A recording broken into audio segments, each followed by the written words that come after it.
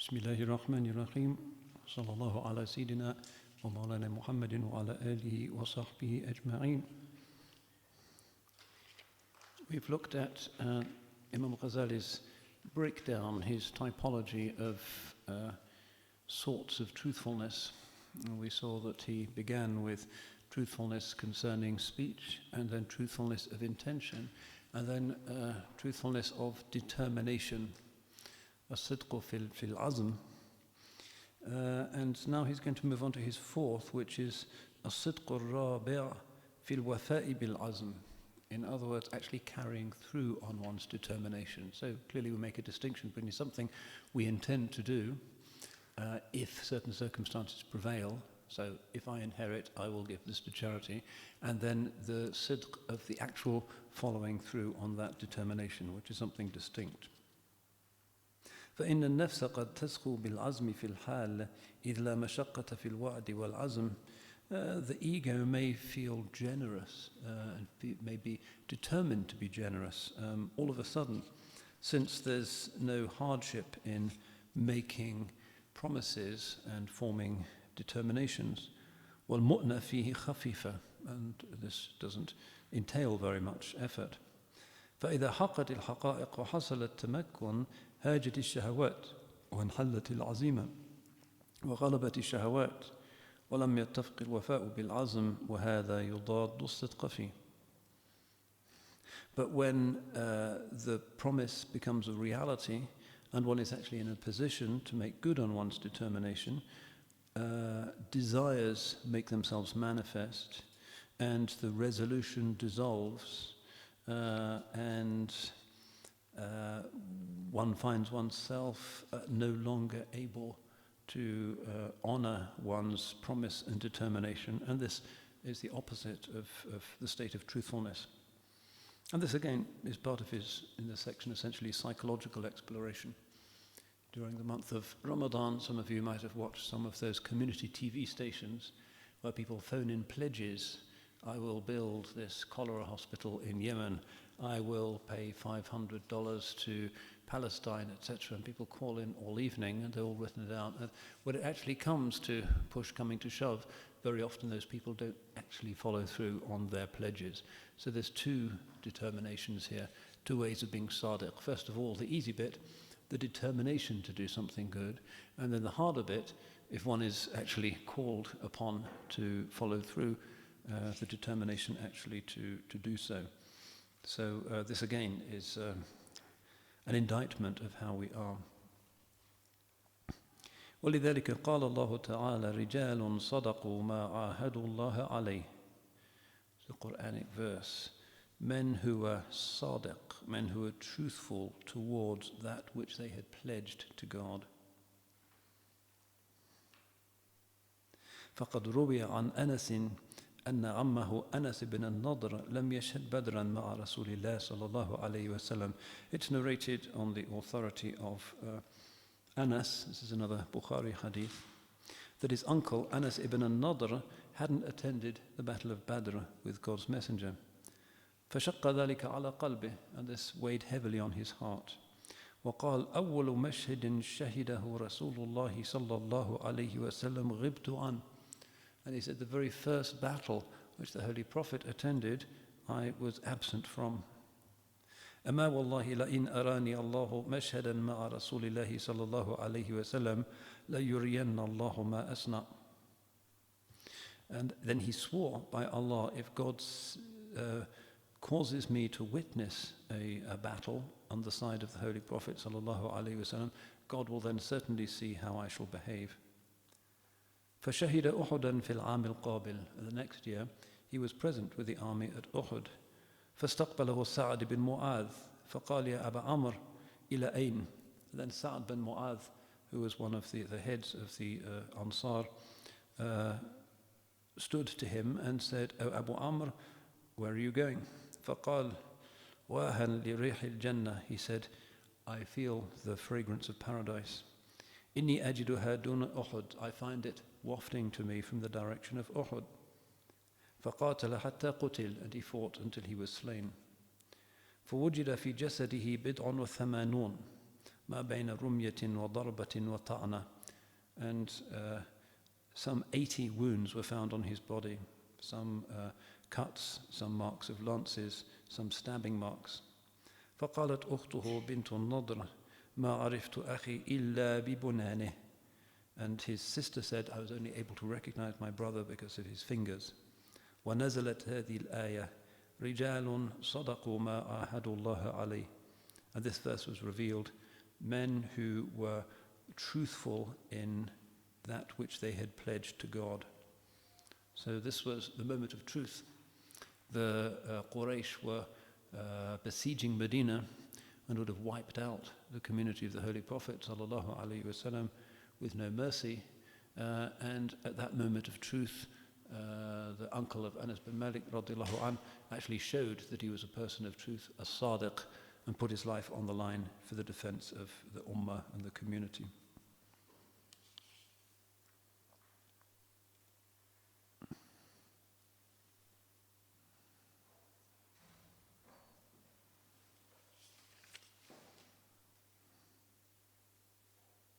Yep, and then he comes up with some other Quranic explanations, because this idea of making a statement and then following it through was important in the context of the developing moral consciousness of the Arabs at the time of the Holy Prophet sallallahu alaihi wasallam. This is part of the honor of the believing, that when he makes a pledge, he fulfills it. And one of the signs of the munafiq is that إِذَا عَاهَدَ غَدَرَ, when he enters into a pledge, he betrays it. So it's part of the sidq, part of the sincerity of the believer. So قال مجاهد رجلان خرجا على ملأ من الناس قعود قال فقال إن رزقنا الله تعالى مالا لنتصدقن فرزقوا فبخلوا. So this is a story about two people who went in front of people and said, if God gives us a fortune, we shall certainly give to you in charity. The money came their way, and it turned out that they were misers, and they withheld it. فنزلت ومنهم من عاهد الله لئن آتانا من فضله لنصدقن ولنكونن من الصالحين, which is the verse which means, and amongst people are those who make a pledge to God, if God gives us of his bounty, we shall certainly give in charity, and we shall certainly be amongst the salihin. So this is the sabab al-nuzul, the occasion for the revelation of this verse, that these people had made this pledge and had then betrayed it. وَهَذَا الصِّدْقُ أَشَدُّ مِنَ الصِّدْقِ الثَّالِثِ. Our Imam says this form of truthfulness is harder than the third form. فإن النفس قد تسخو بالعزم ثم تكيع عند الوفاء لشدته عليها. Because the soul may well become generous and be sure that it will be generous, and then when the time comes to make good and to be faithful to one's promise, the difficulty of it becomes evident and it retracts itself. وَلِهَيَجَانِ الشَّهَوَاتِ عِنْدَ التَّمَكُّنِ وَحُصُولِ الْأَسْبَابِ. Because when one comes into a position that is a position of power or capacity or wealth, the passions are higher than they were before because of the state that they inflict upon the soul. ولذلك استثنى عمر رضي الله عنه فقال لأن أقدم فتضرب عنقي أحب إلي من أن أتأمر على قوم فيهم أبو بكر. So then he extends this statement that we had earlier today. Sayyidina Omar is saying, I would rather stick my neck out and be executed than to have authority over a people amongst whom is the like of Abu Bakr. Allahumma illa أن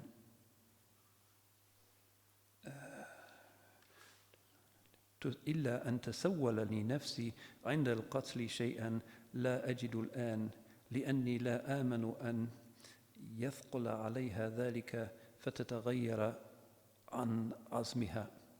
So except, and he offers an exception here, unless, although I fear that my nafs, my ego, at that moment of truth, that moment of death, might actually tell me some kind of story and might say to me something that it's not saying to me now. So this is part of his humility. It sounds like a boast. I would rather die and have my head cut off than rule over a people amongst whom is Abu Bakr. He then provides this humble extension, acknowledging that it's possible that his nafs, his ego, might tell him something at that point. أشار بذلك إلى شدة الوفاء بالعزم. And so Sayyidina Omar is telling us about how difficult it is to actually follow through on a pledge that one has made.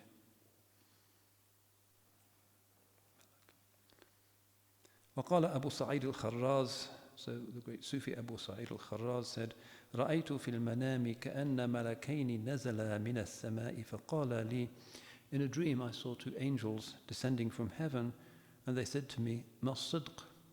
What is sidq? What is being true? قلت الوفاء بالعهد, and I said, fulfilling one's pledges. فقال لي صدقت وعرج إلى السماء, and they said, you have spoken truly, and they went back into the sky. So that's where he ends this particular section. And again, he's psychologizing and reminding us of the distinction to be made between, on the one hand, truly intending to do something, and on the other hand, actually following through with it. And this is a very common human circumstance.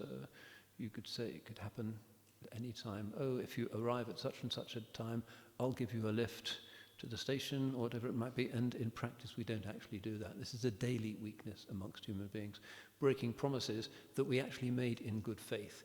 When it comes to the moment of fulfillment, we find something else to do, and the ego takes over. So I believe that Adiba's manuscript class is going to happen now, inshallah. So we'll leave the remainder of the book, inshallah, until our session after Isha. Inshallah, we will have ample time to complete at that time, and inshallah your session will go well. Assalamu alaikum wa rahmatullah.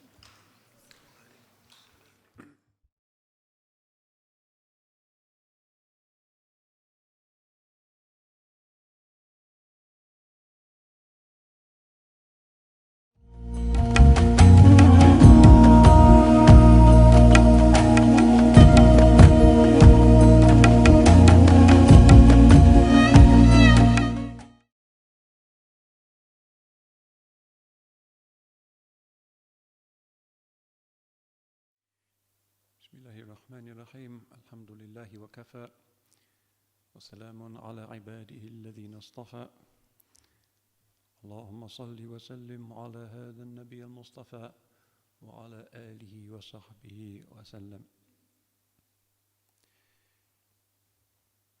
We now dive back into the pool of the Ihya.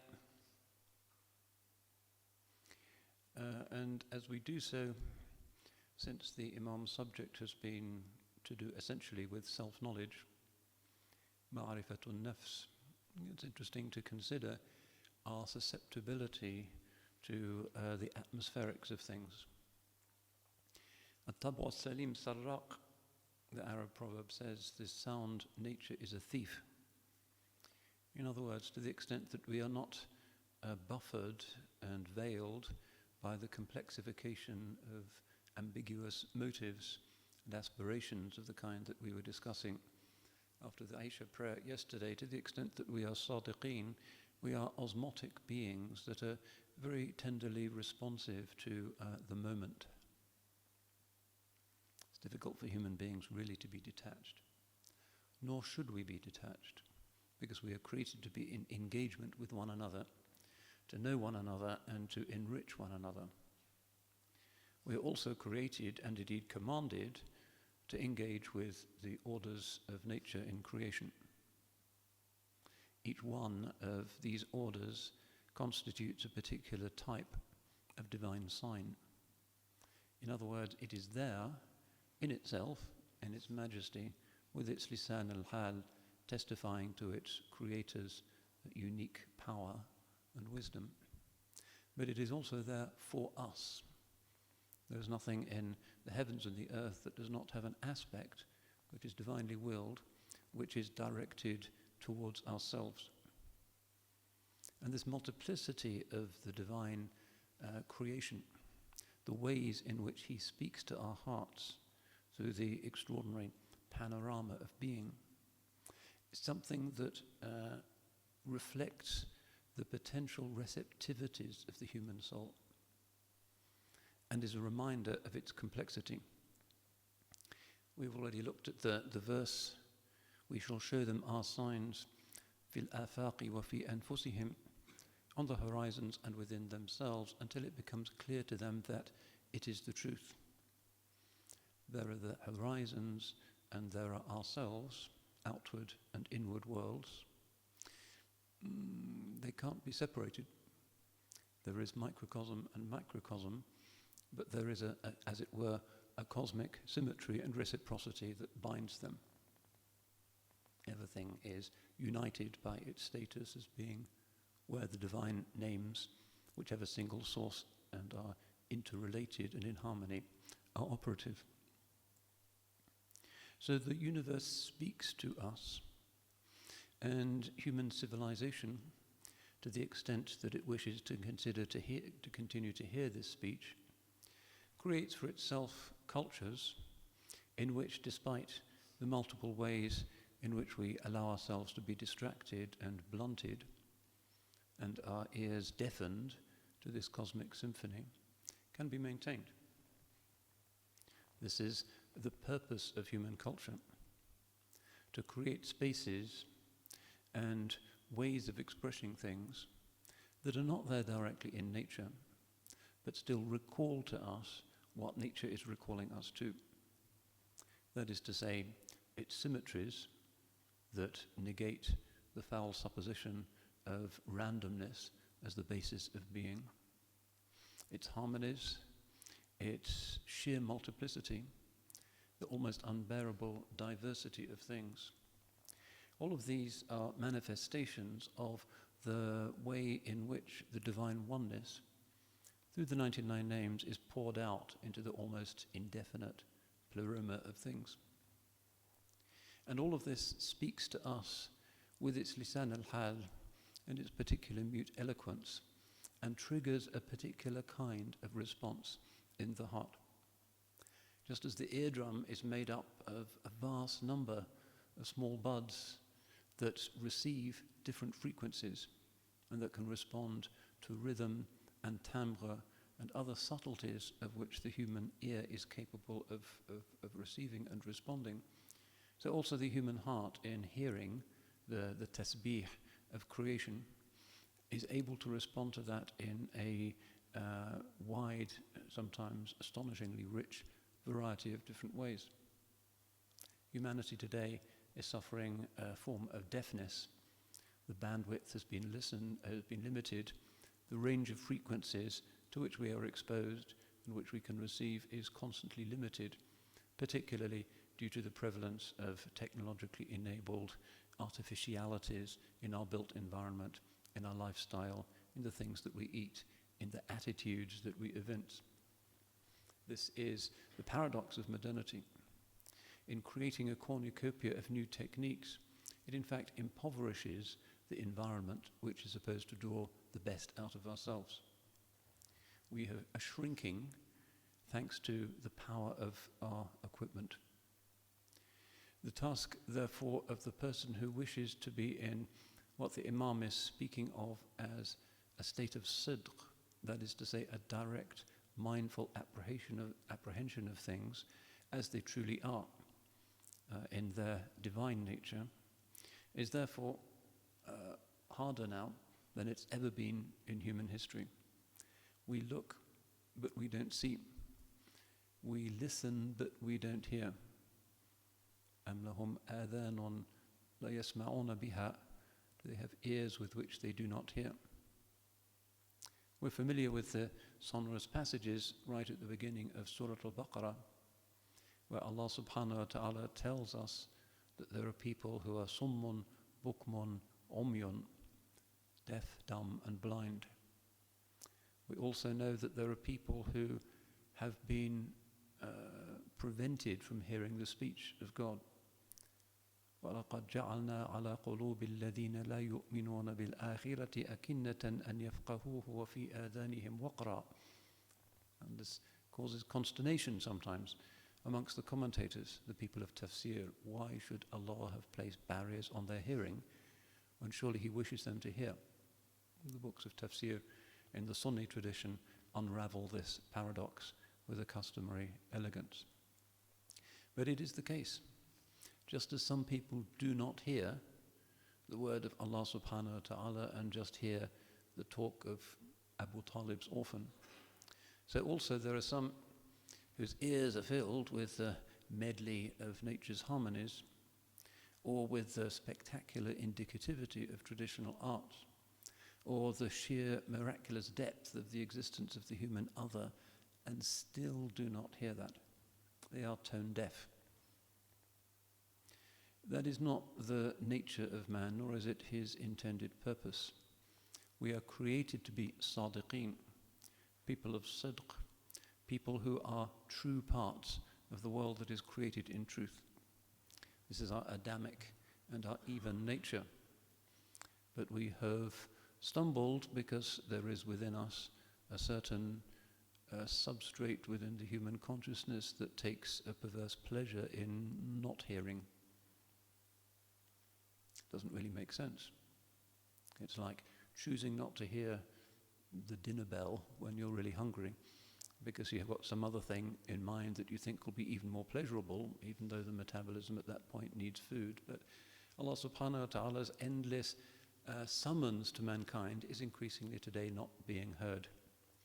And instead, those who are called to be the noblest of beings, karramna bani Adam, are scurrying around like cockroaches, trying to find little crumbs of pleasurable nutrient in the earth itself. This is not good for us. And the Imam's message throughout has been, as we've tried to show, the optimistic one. The law is calling us to what gives us life. It is natural for us to live in the light of heaven. It is normal for us to be submitted to our celestial source. It is not natural for us who are called to be, as the angels, to be grubbing around in the earth for the next fragment of physical pleasure. Physical pleasure itself, as part of the totality of things, has its place. And indeed it is an expression of the divine wisdom and compassion for his creatures, but it is not what we are here for. And this grubbing around in the earth, which is the major task of humanity in our time, the earth is finite, and therefore it's always a competitive and divisive exercise for Bani Adam, is threatening us all. So Imam al-Ghazali is saying something that at times has seemed to be intricate and, as he himself says, ghamid. The most important thing for us to understand is ourselves. Without knowing what it is that we are thinking with, we can hardly have sound thoughts about anything else. Self-knowledge must be the basis of it all. But at the same time, this self turns out to be such a slippery, ungraspable thing. And this is part of the paradox of being. And the reason for that, as he says in the Kitab Sharh Ajaib al-Qalb, the book explaining the wonders of the heart, is that it is from the mystery of the ruh, which the Quran says about مَا أُوتِيتُم مِّنَ الْعِلْمِ إِلَّا قَلِيلًا. Of it you have been given but little knowledge. So this human subjectivity with which we perceive everything else and with which we make our moral judgments and our aesthetic judgments and in which we are uniquely human turns out to be the hardest thing in the cosmos to understand. But through these reflections that the Imam in this quarter of the Ihya in particular, towards the end, is urging upon us, we cannot define it because we cannot step outside ourselves to look back upon ourselves the way we can look from outside at anything else in creation. We can't shed our own skins, jump out of our own shoes. But by understanding the phenomena of this mystery that's called the self, we can begin to understand many of its key aspects. And we can certainly grasp what the Imam is constantly urging upon us, its wondrous nature. Ajaib al-Qalb, he says, the wonders of the heart. This paradoxical I within myself is the strangest and most wondrous thing in creation. And in this inner contemplation, there can also be a reinforcement of faith. What juxtaposition of random, meaningless events could have produced so paradoxical, so deep, so wondrous, so strange a thing as the human eye? We all struggle to imagine that. How out of a primordial chaos they could emerge, not just the orders of creation with their physical laws and their symmetries, but also the strangeness of the fact that they can be understood and grasped and observed by this paradoxical human self. No, the secular project fails at the first hurdle. But this self-knowledge, which is the basis of our receptivity to the signs of God in creation in their true nature, that antenna that enables us to pick up that signal, this receptivity is being dented by generations now of dark-hearted men, thinkers, capitalists, businessmen, the whole human project, which, as it were, has taken the head of Adam, which is naturally designed to look around and is very capable of looking up, and forcing it to look only downwards. This is where we find ourselves, and as believers, the society which we have to inhabit. And it is certainly not comfortable, because this is not our natural home. Remember the saying that we had yesterday: whoever is sadiq with Allah istawhasha min an-nas, feels alienated from people. He can't be alienated from others who are being true in themselves. He certainly cannot be alienated from God's saints, or from anybody with a pure heart, whether it be a little child or a mentally ill person who has not been damaged by ridiculous egotism, or other simple-hearted people whom one can still occasionally encounter, but is alienated from people in their alienation. And this is the predicament of the believer today. So as we draw near to the end of this journey, one of the things that we will have to be addressing ourselves about will be, what is the takeaway for ourselves as we leave this bunker of normality and return to the world of wild competition and ethnic suspiciousness and fragmentation and environmental breakdown and fundamentalism defacing the world's religions, all of these frantic forms of distracted and unhappy humanity. As we return to live in that environment and take our leave of each other, what is the correct modality of being sadiq in that world? How are we to do this? Istawhasha min an-nas, certainly, feel alienated from people, feel strange, but not to feel superior. The gift of sidq is precisely that, because of your capacity, God willing, to strip away at least some of the passional and egotistic ways in which you regard other human beings, that the dark suspiciousness that makes us despise other human beings is stripped away, that the believer's natural modesty that accuses the self before the other banishes any thought of an intrinsic superiority rather than a merely contingent one, and that we will be able, despite the fact that we feel this wahsha, this alienation from the purposes and forms and aspirations of the larger society, we'll feel a greater openness and tenderness for its individual members.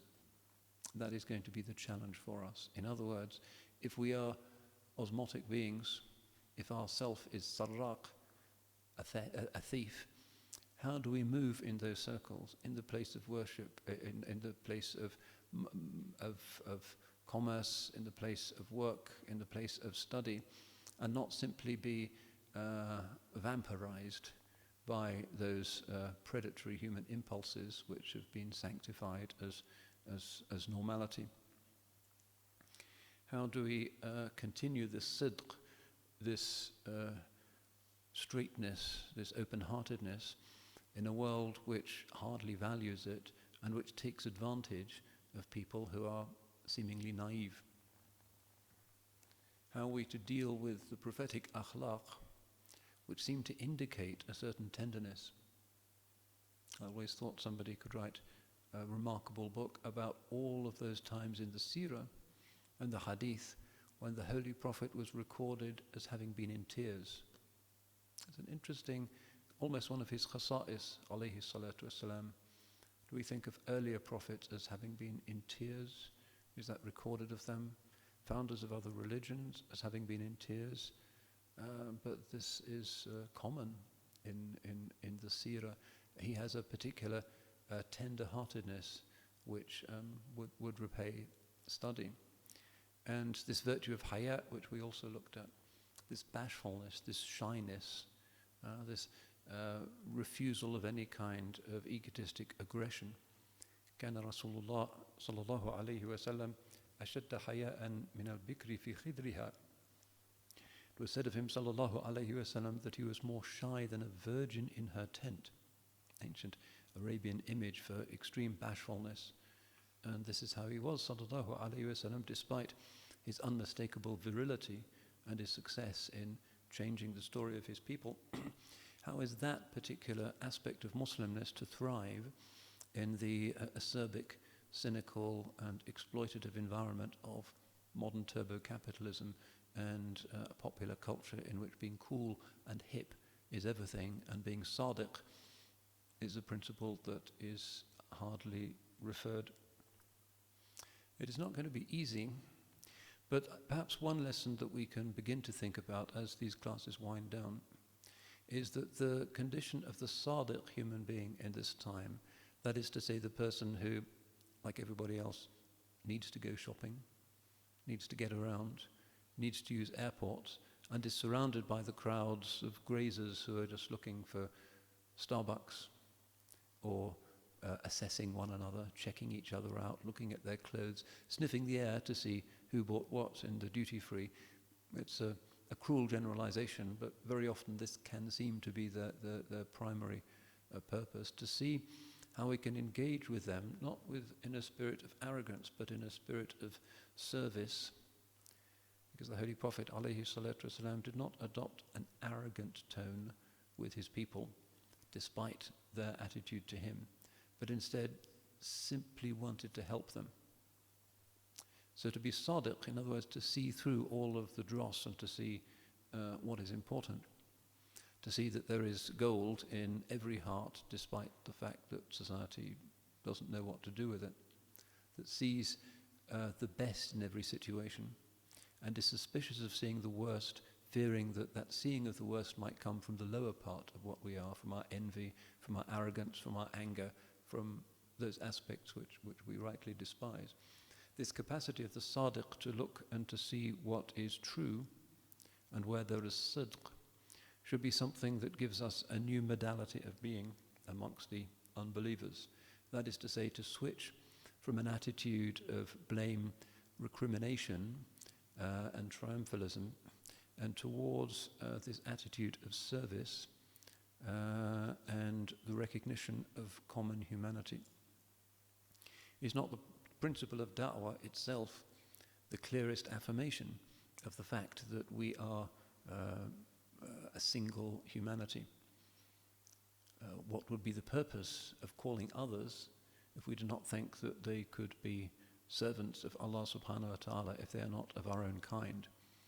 We don't have a da'wah to the dogs and the cats and the mountains and the clouds. We have a da'wah to Bani Adam. That is because of their susceptibility to being called lima yuhyikum, to what gives you life. In the fact of da'wah itself, there are grounds for humility and respect, not grounds for arrogance and recrimination. And this was the basis for the success of the mission of the Holy Prophet sallallahu alaihi wasallam, who was told, if you were harsh and rough of heart, fazzan ghaliz al-qalb, lanfaddu min hawlik, they would have scattered from round about you.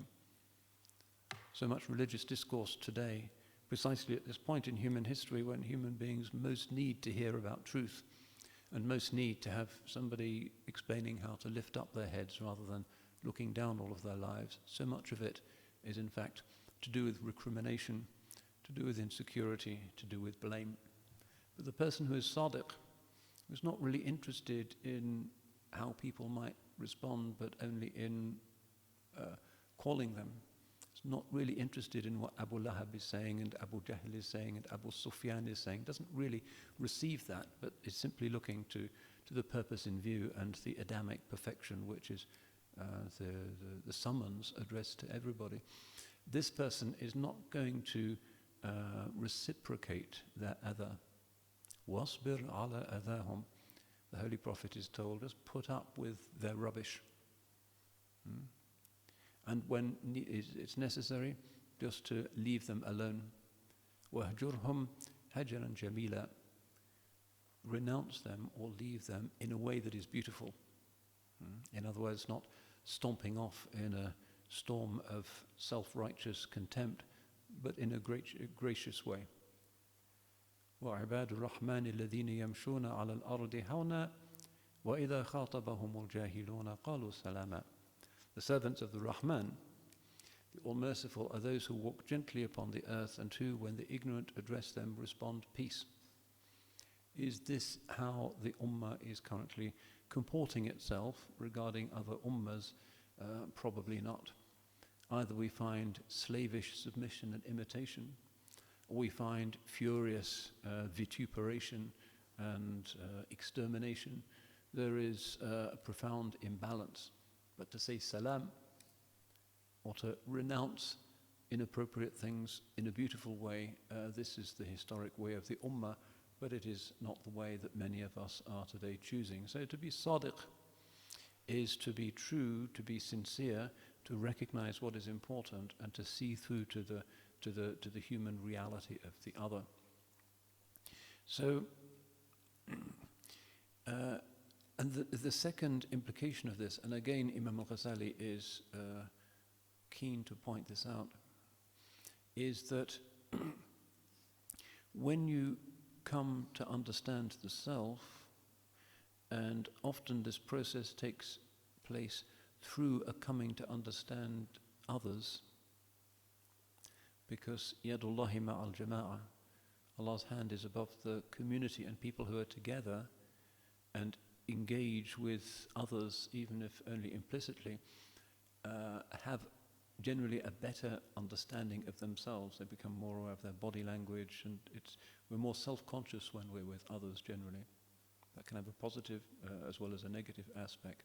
To the extent that that pertains, we find that this awareness of the human other, this realization, rather an obvious one, but at some point every child presumably has, that there is a consciousness there in that other person from whom I expect services and treats, and to whom I might have obligations. There's another consciousness there.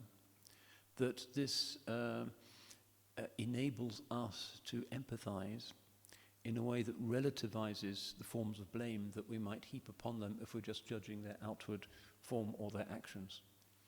So, as we saw last time, the move is from the judgment of actions, even though actions remain important and constitutive of the moral life and of our humanity and our worship, towards an assessment of what is really important, which is the motive behind the actions.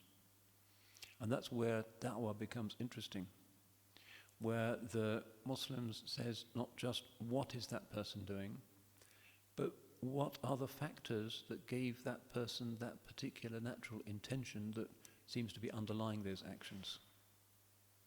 And this breaks down a lot of walls and can enable us to try and imagine the interior lives of others, because we know that there's a ruh there. We're not like David Icke, who thinks that the people in power are just like lizards and they've got human skins, but actually the Queen and Donald Trump and the Archbishop of Canterbury, they're actually aliens from outer space, and we could never really empathize with them. No, we know that they are Bani Adam, otherwise it wouldn't be legitimate to have a nikah with anybody in Bani Adam of the species they are of ourselves. So this gift of empathy is one of the things that comes from self-knowledge. And the Imam, as he moves on beyond the end of his treatment of sidq, moves into the next book of the Ihya, which is about muhasaba and muraqaba, which follow very seamlessly from this discussion. And you might think, why does he talk about self-reckoning and self-scrutiny after having talked about our intention? Isn't it better to think about how we know ourselves before we get into these very deep and murky waters of understanding our intentions? In fact, it's characteristic of his method that he likes to give you the problem first and help you to bang your head up against its roughnesses before he then offers the analysis. And very often the books of the Ihya are structured in that way, which is kind of counterintuitive. It's not the way that a philosophy textbook would operate. But it's closer to the method of revelation. Revelation gives us actualities and stories and ideals and types and antitypes, which awaken in us an awareness of the basic paradoxes and difficulties and moral crises of the human condition, whether it be tyranny, turning aside, sinfulness, addiction, love, desire.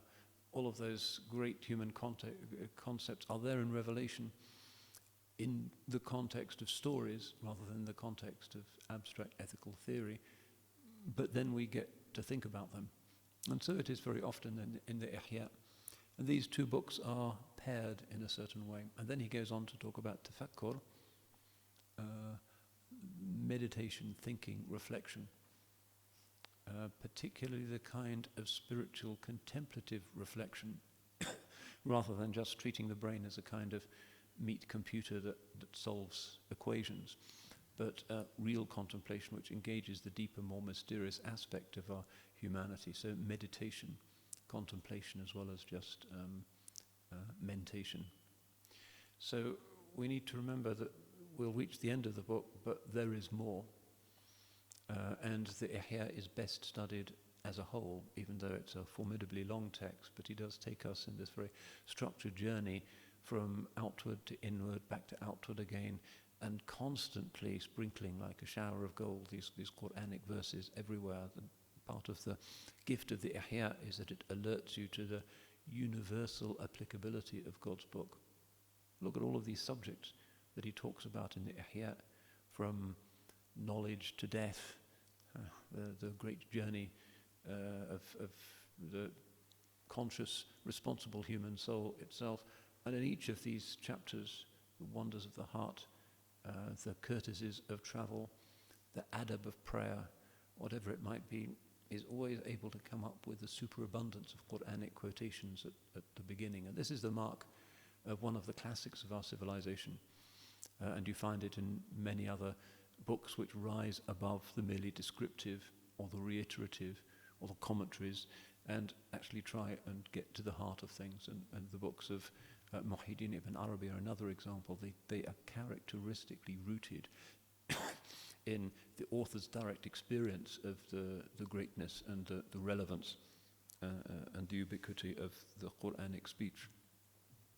So the Imam will segue into this next treatment of muhasabah and muraqabah, but we're already getting there in that so much of this book has been about reflecting on these mysteries and also reflecting on the fadila, the merit of understanding these things, the nobility of living life as a well-intentioned person, the nobility of being sincere, the nobility of being a person who is truthful.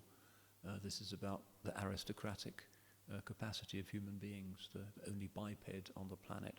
Karramna bani Adam, we are vertical bridges, heaven and earth, nothing else does that. And the prayer, of course, is one way of expressing the geometry of that.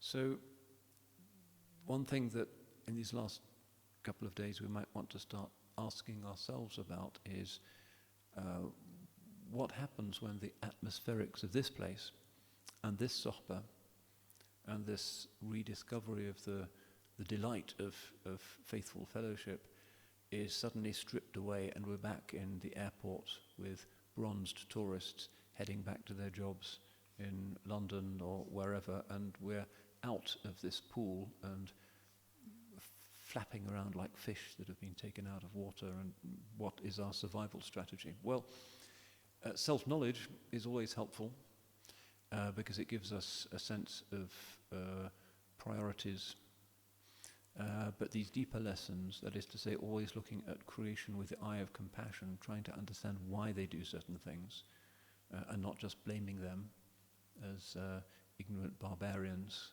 which is the kind of tribal jahili approach to the other. The pagan Arab said, I really don't need to understand somebody from Bani Hanifa or Bani Tamim or whatever, because they're just not from my kind. But the Quranic revolution is saying they too have souls, they too will be called to account. You need to think about why they're doing what they're doing. Much of the diplomacy, the genius of the Holy Prophet's management of those turbulent tribes and those big, difficult, vengeful, pagan egos was to do with his basira and his firasa, his knowledge of the soul and his understanding of others and how to make them tick. So one is, as it were, disadvantaged by this wahsha, this sense of alienation, wildness, literally, in the presence of people whose priorities, qibla, seem to be completely out of harmony with our own. But at the same time, we are strengthened because we are free from things that objectively drag people back. We look to what is important. We try to manage our time correctly. Amongst the fruits of self-knowledge is self-discipline, and we can certainly benefit as exemplary people. And one of the things one is seeing under contemporary conditions, when so many people are suffering, sometimes even made virtually dysfunctional by the proliferation of distractions and rival claims made upon them, is that believers, to the extent that they are not just following Islam as people used to follow Quraysh or Tamim or Hanifa and chanting slogans, when they say Allahu Akbar, what they really mean is Al-Muslimun Akbar. But people who really believe that Allah is greater, which is intrinsically not an egotistic thing to shout out. It's the thing that you say against yourself, not against others. That when believers who still remember what religion is for, rather than turning it into just another badge of identity, very often they go to the top like rockets very quickly. And we're seeing this in our beleaguered communities around the world, that the believer has many advantages.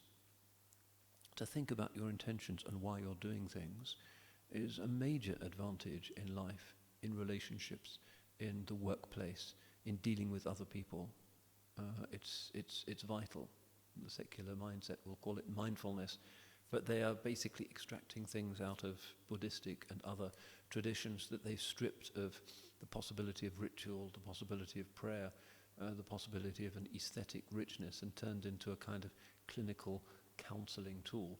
We have a teaching like that in its fullness, and inshallah the believer, by mastering these disciplines of self-knowledge and the cultivation of sincerity and the awareness of the confusing and muddying multiplicity of so many of our intentions, will be able to do things even in the material world better than others.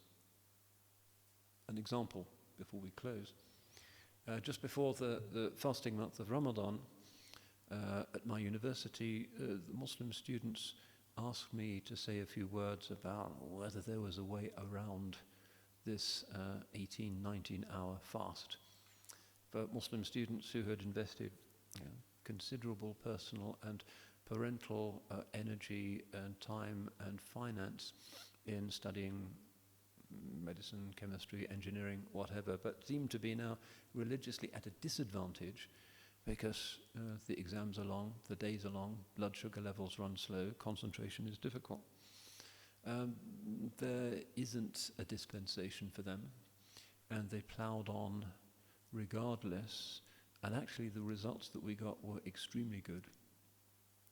In my faculty, which has very few Muslims, the two best scoring students were both observant Muslims. Even though the others had been sort of drinking coffee with sugar 5 minutes before the exam started, these students did better than anybody else, scoring truly amazing results. So that's a kind of simple parable of what I'm trying to reach for. We have disadvantages. The fast kind of is quite a formidable thing, knocks you for six. But at the same time, the discipline that a religious life gives you and the singling, as it were, of your intentionality gives you a cutting edge which inshallah will enable us as individuals and as communities really to forge ahead and be ideal model communities. Because humanity is not designed to exist in a world which is just an endless supermarket full of rival distractions. That's not what's natural to us. And to the extent that religion gives us a direction, gives us this sidq, that inshallah we can be saved from that. All of those grasping hands that reach out to us with different promises of looking cool and being hip and buying these sunglasses and whatever else is, that we amputate those things while still living happily, inshallah, and normally in the world. But this principle of sidq, of being ma'as sadiqeen, will be, inshallah, something that seems like a difficult discipline, but in fact is precisely that kind of inner discipline that is a survival strategy in the increasingly strange spiritual, social, moral environment which humanity today inhabits. So inshallah we will think about this, and as the wahsha, the alienation of joining those crowds again takes over, we will remember that the purpose of religion is to draw human beings together, to make us humble, to make us remember that other people probably have their own understandable motivations for not being like ourselves. Do not judge by the surface of things. And inshallah we will find what we have learned here by sitting at the feet of our great Imam, who still speaks to us from a distance of 900 years, and whose every sentence really has made us think. It is all relevant. And inshallah we will return in a way that is a suit of armor, that we are reinforced and can, instead of being just defensive, can also reach out and serve to help to serve others, inshallah. So I wanted to add that as a kind of excursus, really, on the basis of some of the quite challenging things that the Imam was saying yesterday about the consequences for a human being of really being able to strip away all of the rubbish, of really being quit of the dictates of passion and stupidity and ego, to the extent that we can ever manage that, and to be sadiq, to be mustaqim. This is an immense thing, because it returns us to what is normal. The believer in the crowd is the normal one, even though everybody thinks is weird, and we need to remember that, because it's the divine judgment that is the only one that counts. And to the extent that we have iman, it is the divine judgment and the final judgment which is the one against which we should measure ourselves, not compliance with the spirit or the fashions of the age. Barakallahu fikum wal afu minkum. Wassalamu alaikum wa rahmatullah.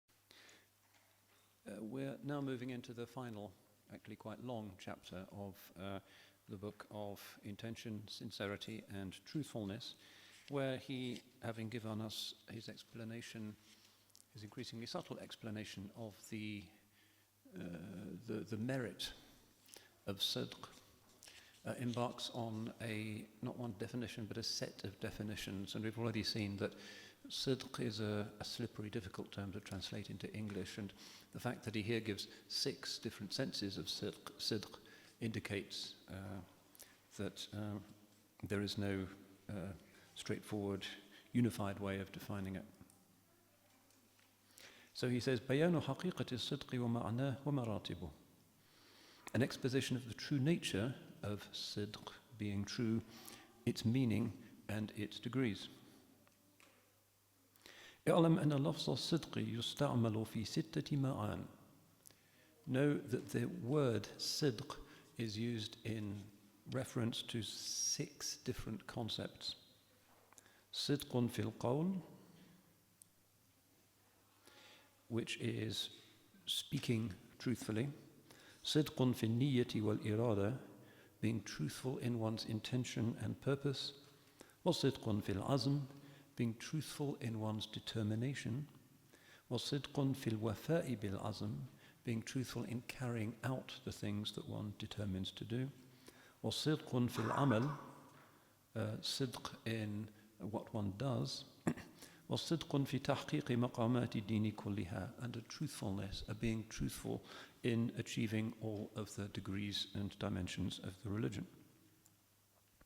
فمن اتصف بالصدق في جميع ذلك فهو الصديق. And whoever is characterized by sidq, by truthfulness in all of these 6 things, he is the one who can be called Siddiq. لأنه مبالغة في الصدق. He has reached the final point of this virtue.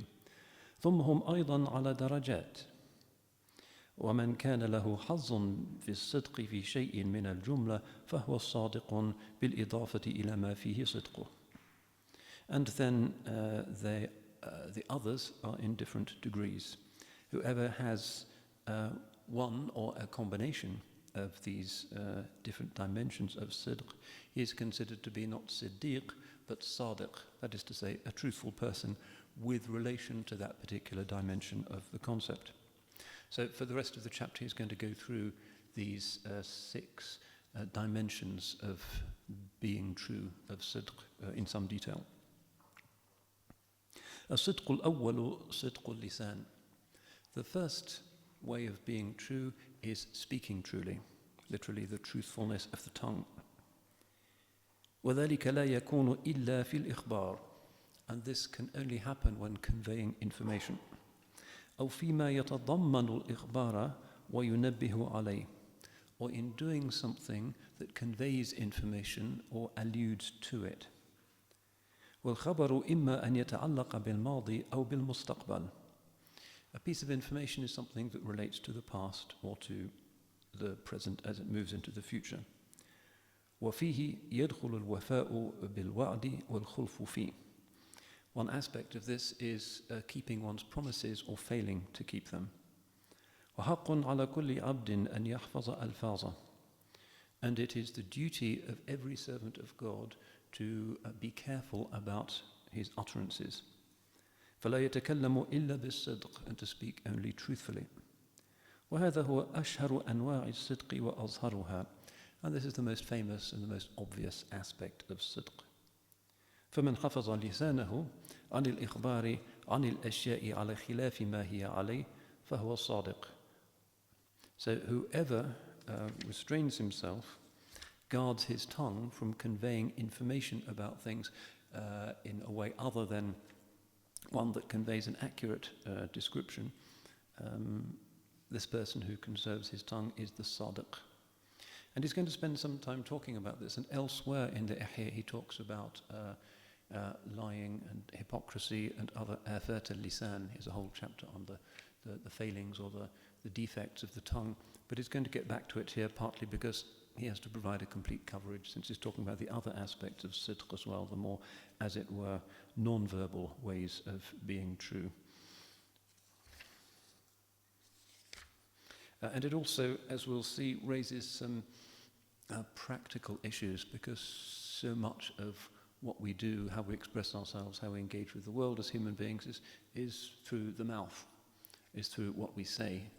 And most of the destructive or the positive things that we do in the world are things that we say. So the Holy Prophet says, sallallahu alayhi wa sallam, هَلْ يُكَبُّ النَّاسُ فِي النَّارِ عَلَى مَنَاخِرِهِمْ إِلَّا حَصَائِدُ أَلْسِنَتِهِمْ. Is there anything that throws people down into hell other than the harvest of their tongues? And so many of the vices that he talks about in this book of the faults of the tongues, slander, lying, treason, backbiting, blasphemy, and so forth, are things that just come from this small piece of flesh within us. So he's going to spend some time talking about this, but because it's about just about every aspect of our sociality, there are complexities. And part of the balance of the Sharia is that it provides exceptions, just as sometimes we're not supposed to fast. If we're sick or we're old or we're pregnant or whatever, we're not supposed to, and it is no longer a virtue to fast. There are occasions in this general prohibition on not conveying inaccurate information where there are exceptions, and he's going to explain these carefully and putting on his jurist's hat as well as his Sufi hat. So he says, وَلَكِنْ لِهَذَا الصِّدْقِ كَمَالًا. But this sidq, the truthfulness in speech, has two aspects by which it finds perfection. أَحَدُهُمَا الْإِحْتِرَازُ عَنِ الْمَعَارِيضِ. One of these is being careful of hints or allusions. And one could think of many ways in which we get around prohibitions on lying by saying things that on the surface are true but actually are not. So somebody might say, are you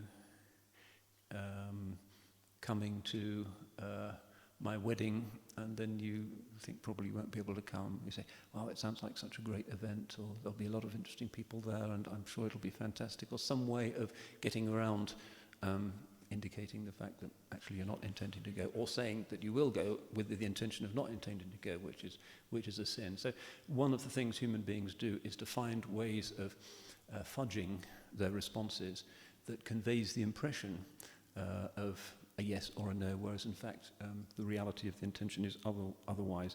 So the first of the two perfections of truthfulness in speech that the Imam wants us to think about is the need to avoid fudging matters by hinting at things that one doesn't actually mean.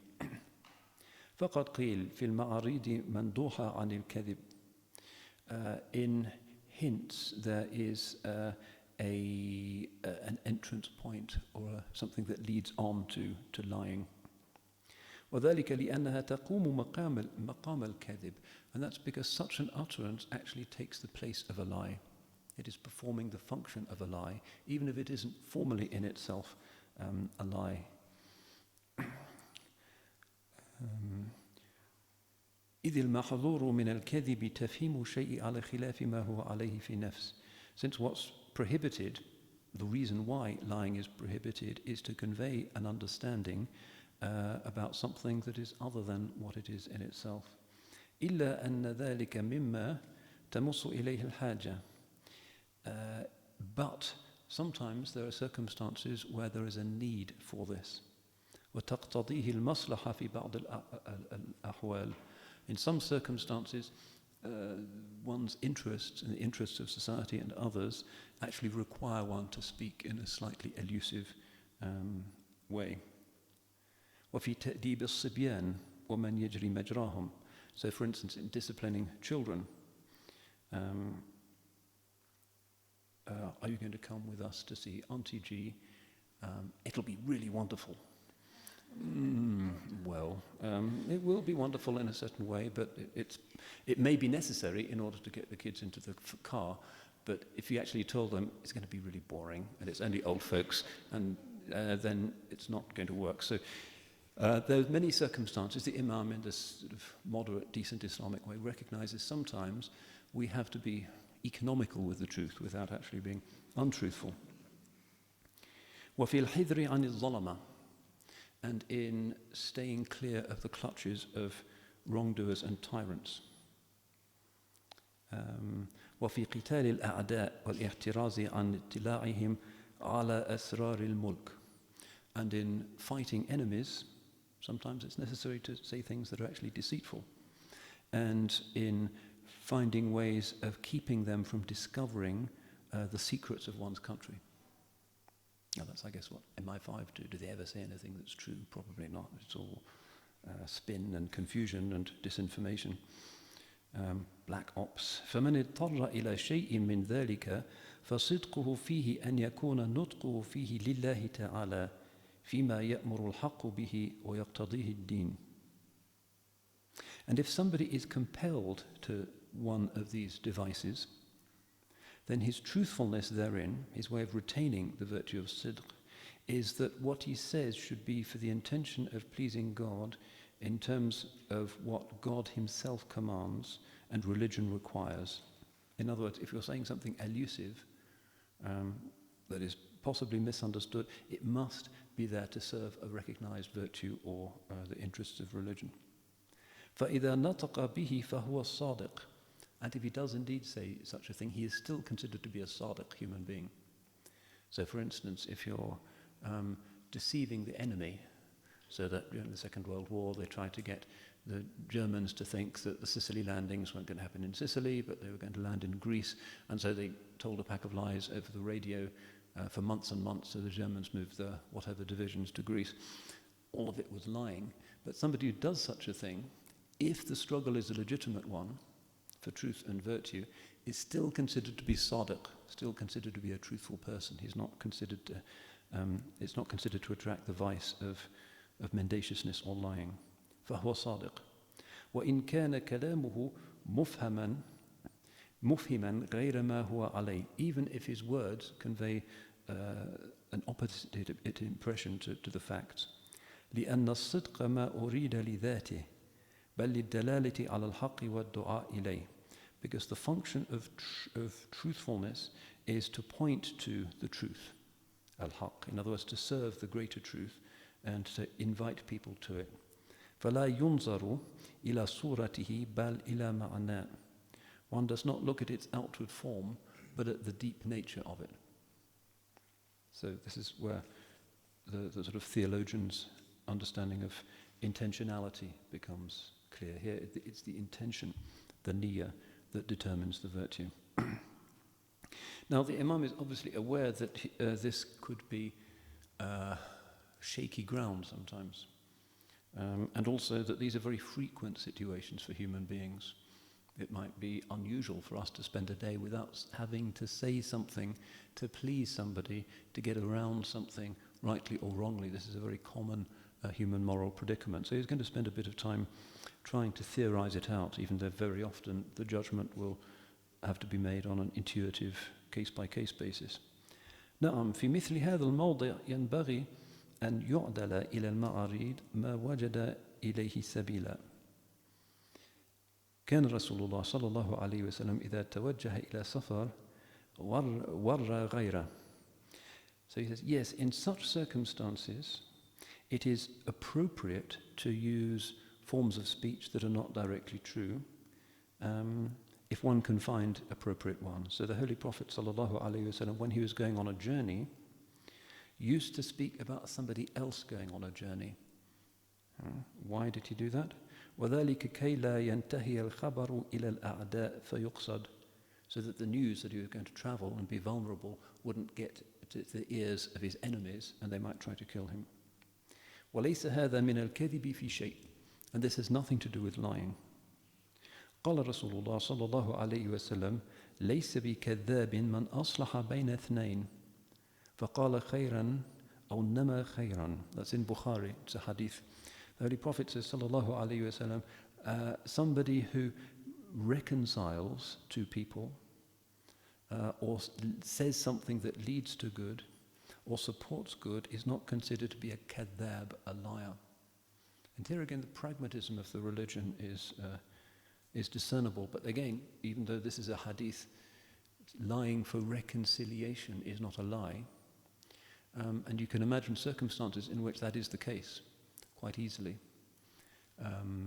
So for instance, if a child at school has done something really bad and it's clear that the child is sorry and isn't going to do the same thing again, a parent might well say the best thing to do is just to tell a falsehood, just in order to cover the thing up, because if you tell the truth and you tell the teachers and the whole school and the other people that yes, my little girl, she did steal somebody's doll or something, it leads to something much worse. So this prohibition on lying is something that in our ethical system is always subject to the greater good. And that means that the human conscience and human intuition and a deep knowledge of hearts and of circumstances is actually very important. This is not something that can be resolved legalistically. A judge, a qadi, is going to find a situation like that difficult. But humanly, to operate society, sometimes there's circumstances in which to bring about a reconciliation. You know, I saw your husband sitting with his secretary, or something like that, might be telling the truth, but maybe the more virtuous thing is to say, no, I didn't see anything. There's plenty of circumstances in life where it's actually necessary, and where satr, veiling, is praiseworthy outcome. So again, this is thin ice. وَرَخَّصَ فِي النُّطْقِ عَلَى وَفْقِ الْمَصْلَحَةِ فِي ثَلَاثَةِ مَوَاضِعٍ. And this kind of speaking for the sake of the general public interest is considered permissible, rukhsa, in 3 contexts. Man aslaha bayna ithnain, whoever reconciles 2 people. وَمَنْ كَانَ لَهُ زَوْجَتَانِ, whoever has 2 wives. So, okay, he's got, I guess, Halima and Rahima, and Halima comes to him saying, did you really buy Rahima a silk dress and you only bought me a cotton one? And he says no, and it's kind of, that's just, the Imam says, in that kind of family situation, it can be permissible.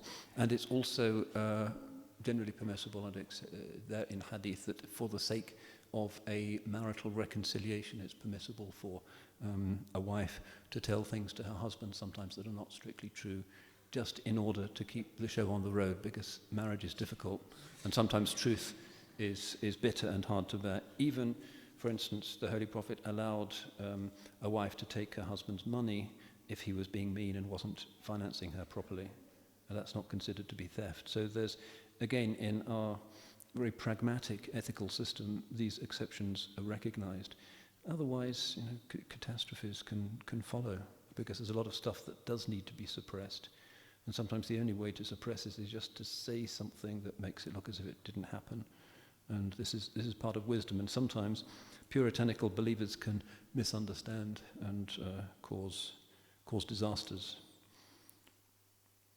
So that's the second one he talks about, in order to reconcile 2 wives.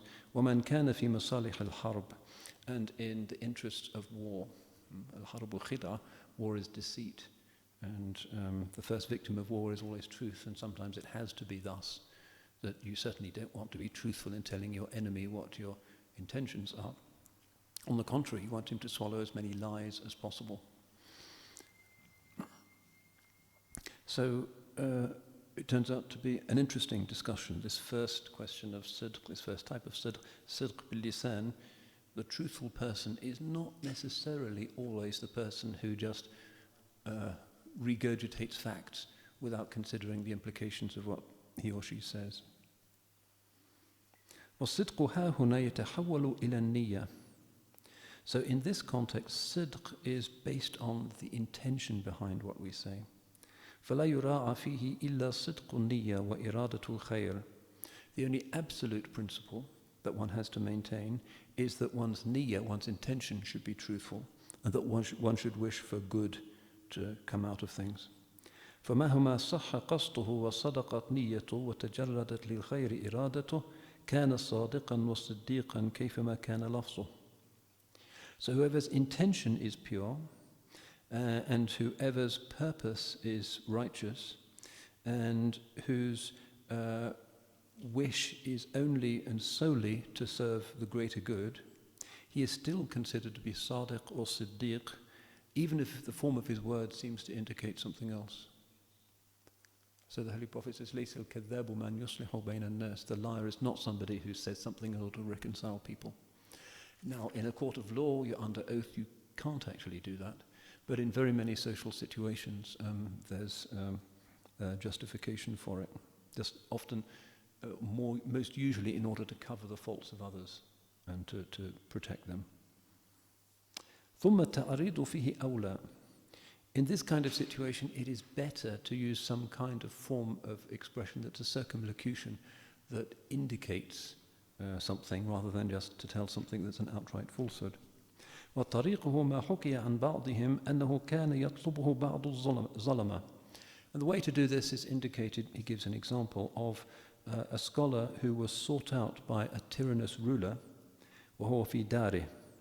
And the scholar was in his house, and the ruler presumably had sent the soldiers to arrest him and probably rough him up or kill him. And the door was answered by the scholar's wife. فَقَالَ لِزَوْجَتِهِ. And he said to his wife, خُطِّي بِإِسْبَعِكِ دَائِرَةً. Draw a little circle with your finger. وَضَعِي الْإِصْبَعَ عَلَيْهَا وَقُولِي لَيْسَ هُوَ هَا هُنَا. Draw the circle with your finger. They're not going to see what you're doing. Put your finger in it and say, he's not here. Okay? So she's not telling a lie, but it's not really sort of straightforward, literal, the truth, the whole truth, and nothing but the truth. So this is the way in which they did it. Otherwise, she's going to be betraying her husband. If she says, yes, he's here, bring out the handcuffs, that's not Islamically requisite either. There are certain difficult situations where you need to protect family. وَاحْتَرَزَ بِذَلِكَ عَنِ الْكَذِبِ. And thereby they were protected from telling a lie. وَدَفَعَ الظَّالِمَ عَنْ نَفْسِهِ. And the scholar was able to protect himself from the tyrant. فَكَانَ قَوْلُهُ صِدْقًا. What he said was true. وَأَفْهَمَ الظَّالِمَ أَنَّهُ لَيْسَ فِي الدَّارِ. And the ruler got the sense that he wasn't at home. فالكمال الأول في اللفظ أن يحترز عن صريح اللفظ وعن المعاريض أيضا إلى عند الضرورة. So the end of this, what he calls the first form of perfection in telling the truth, is that one should speak the truth directly and avoid any allusions that might be confusing unless there is a pressing need. So that's the first principle.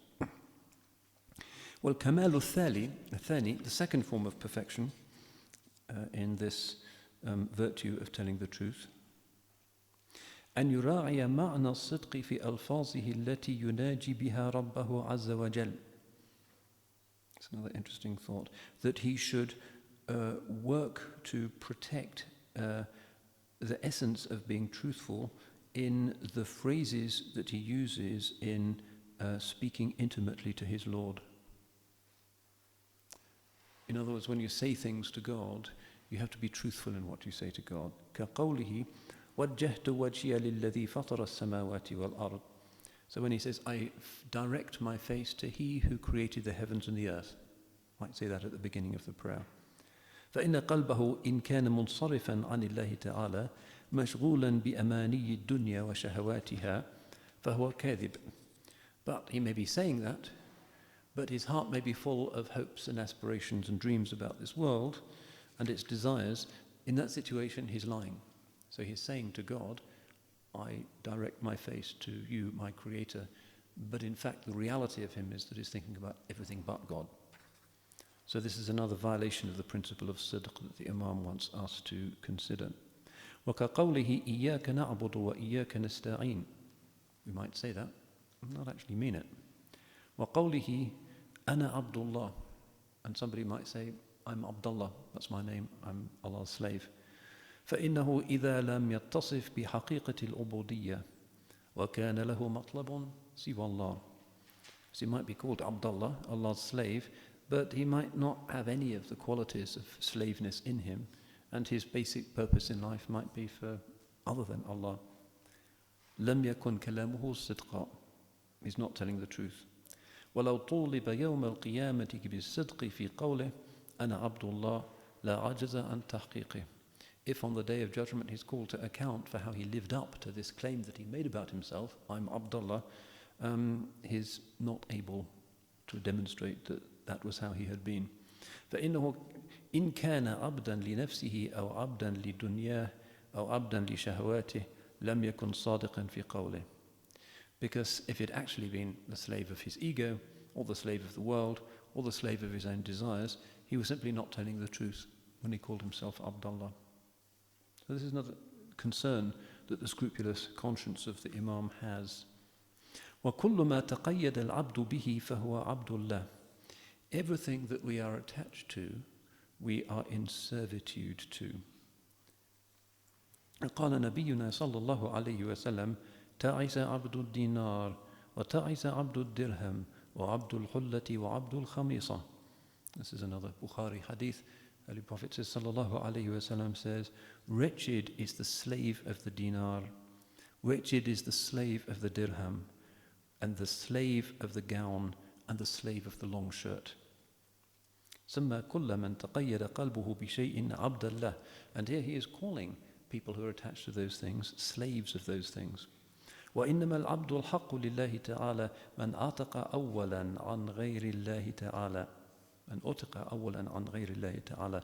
But the true slave to Allah, the one who can genuinely call himself that, is somebody who has been manumitted, who has been liberated from everything other than Allah. فصار حرا مطلقا, and is genuinely free. فإذا تقدمت هذه الحرية صار القلب فارغا. And if this freedom is realized, the heart is then detached. فحلت فيه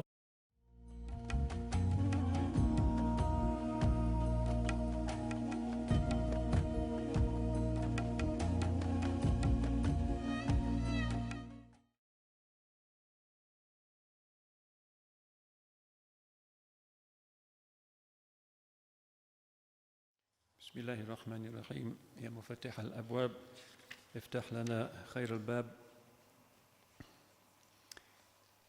We started the last section of the book of Sidq, and we saw that he, rahmatullahi alayhi, divides Sidq into 6 different registers or forms, and in our last circle we were summarizing his view on Sidq, truthfulness in its most evident and literal sense, that is to say, actually speaking the truth. And we saw some quite interesting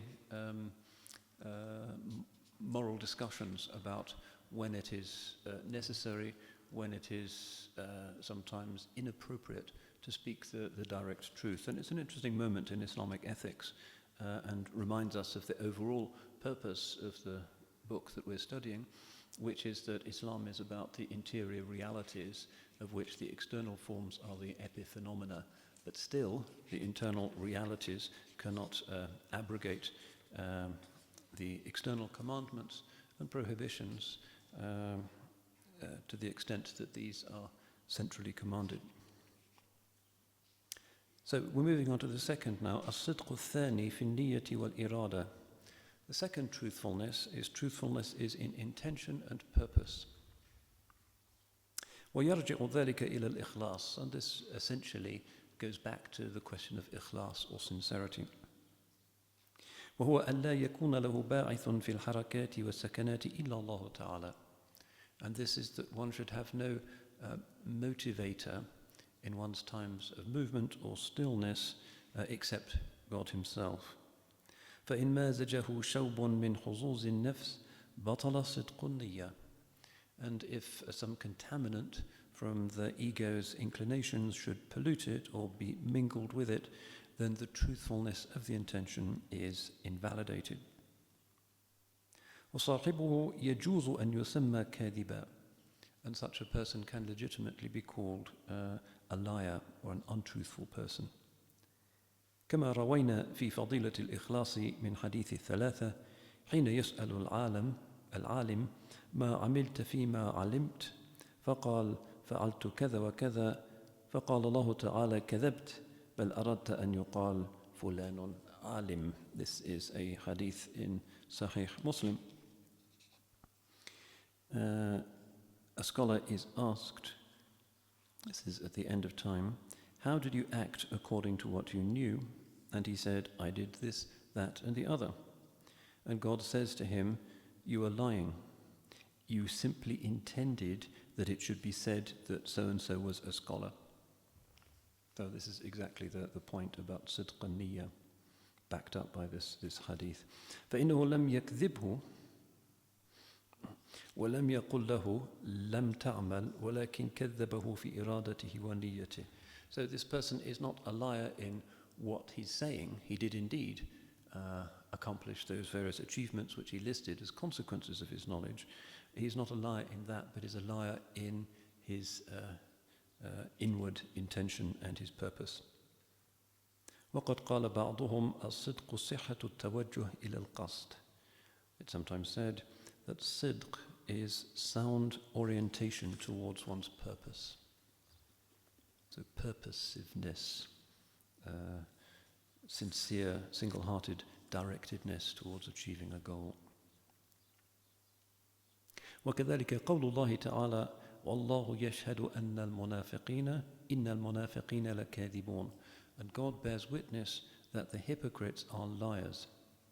وَقَدْ قَالُوا إِنَّكَ رَسُولُ اللَّهِ. Even though they were saying, you are God's messenger. وَهَذَا صِدْقٌ, which is a true thing to say. وَلَكِنْ كَذَّبَهُمْ لَا مِنْ حَيْثُ نُطْقِ اللِّسَانِ بَلْ مِنْ حَيْثُ ضَمِيرِ الْقَلْبِ. He calls them liars not because of the noise that they were making, the things they were uttering, but because their hearts were lying. What was hidden in their souls was untruthful. وَكَانَ التَّكْذِيبُ يَتَطَرَّقُ إِلَى الْخَبَرِ وَهَذَا الْقَوْلُ يَتَضَمَّنُ إِخْبَارًا بِقَرِينَةِ الْحَالِ. So what they were saying was, in a sense, attesting to the illegitimacy of the state that was within and its relationship to what they were actually saying. إِذْ صَاحِبُهُ يَظْهَرُ مِنْ نَفْسِهِ أَنَّهُ يَعْتَقِدُ مَا يَقُولُ. Because it appeared from the outward form that they were indeed believing what they were saying. فَكُذِّبَ فِي دَلَالَتِهِ بِقَرِينَةِ الْحَالِ عَلَى مَا فِي قَلْبِهِ. But in fact what they were saying was an untruth because they were saying something untrue about their inner nature. So what they were saying was indeed a lie. فَإِنَّهُ كَذَبَ فِي ذَلِكَ وَإِن لَمْ يَكْذِبْ فِي مَا يَلْفَظُ بِهِ. So the outward form, the sound that he is emitting is not a lie, but nonetheless to say that thing is a form of lying because it's not a true attestation of what that person really believes. فَيَرْجِعُ أَحَدُ مَعَانِ الصِّدْقِ إِلَى خُلُوصِ النِّيَّةِ. So the conclusion of this section is that one of the meanings of sidq, of truthfulness, is simply purity of intention. وَهُوَ الْإِخْلَاص, which is sincerity. فَكُلُّ صَادِقٍ فَلَا بُدَّ وَأَنْ يَكُونَ مُخْلِصٍ.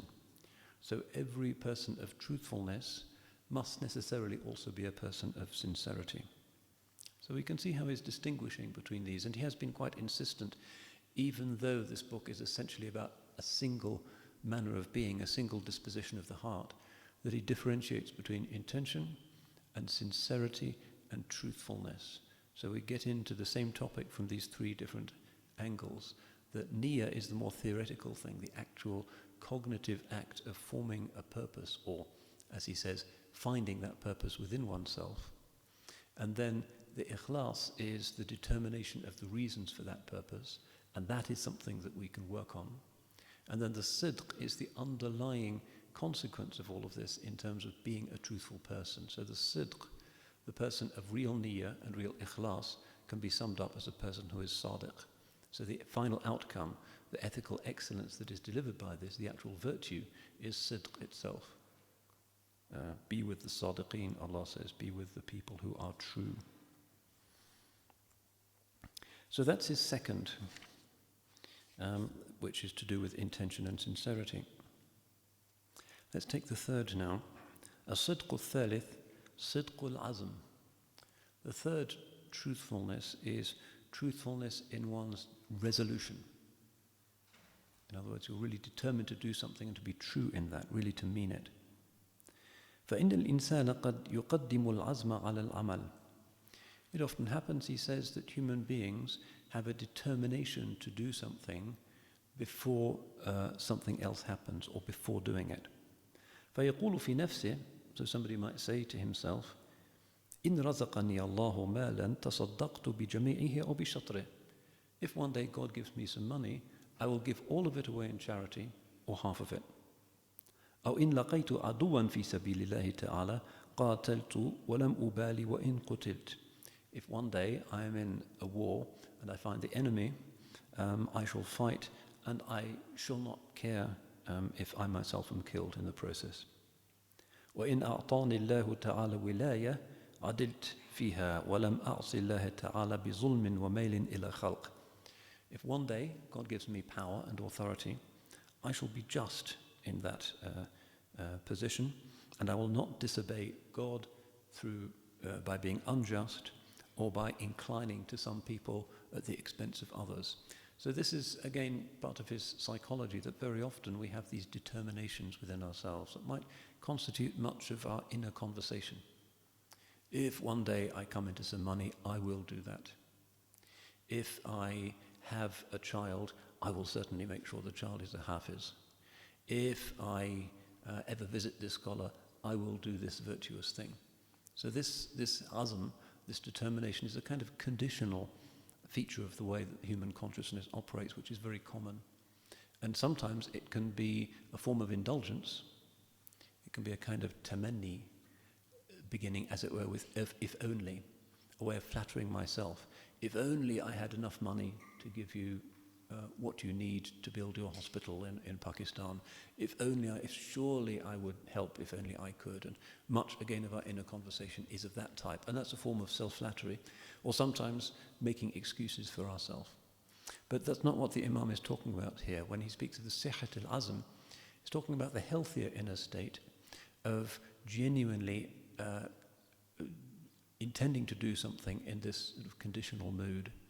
If I win the lottery, then I shall build this Quran school. That kind of, maybe that's not an ideal example, but it's the kind of thing that he's talking about. It's a conditional good deed, and it's very common for us to do this, particularly people who pray a lot. If God answers my prayer, I shall make an umrah. If God heals my grandmother, I shall give a sadaqah. We often do this. So that's what he's talking about. فهذه العزيمة قد يصادفها في نفسه. So a person may well find this determination in himself. وهي عزيمة جازمة صادقة. And it may well be a very strong and a sincere and a true, legitimate intention. وقد يكون في عزمه نوع ميل وتردد وضعف يضاد الصدق في العزيمة. And it could be a natural inclination, but it could also involve the fighting of a hesitation or a weakness which goes against that. So sometimes in our inner lives, we can examine our own conscience and say, do I really mean that? If it really happens that my son becomes a hafiz, I will make this sadaqah.